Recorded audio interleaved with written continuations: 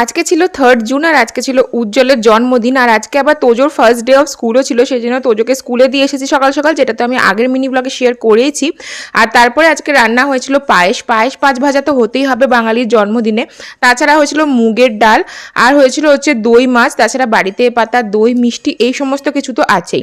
আমরা ভেবেছিলাম মাটন করার কথা, কিন্তু উজ্জ্বল বলল মাটন খাওয়ার ইচ্ছা নেই, শুধুমাত্র মাছ খাওয়ারই ইচ্ছা। আর অতিরিক্ত রান্না করলে সেগুলো ফ্রিজে ভরতেই টাইম লাগে, পেটে আর যায় না, সেই জন্য সিম্পলের ওপর বেশ টেস্টি টেস্টি রান্না হয়েছিল। তো এটা হচ্ছে পাঁচ ভাজা, সেখানে ছিল হচ্ছে মাছ ভাজা, আলু ভাজা, ঢ্যাঁড়স ভাজা, পটল ভাজা, আর তার সাথে ছিল হচ্ছে বেগুন ভাজা।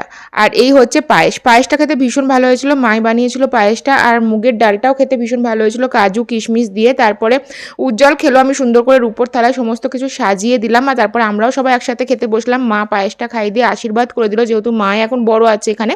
আর তারপরে এই যে আশীর্বাদ পর্বর পরে আমরা বসলাম সবাই লাঞ্চ করতে।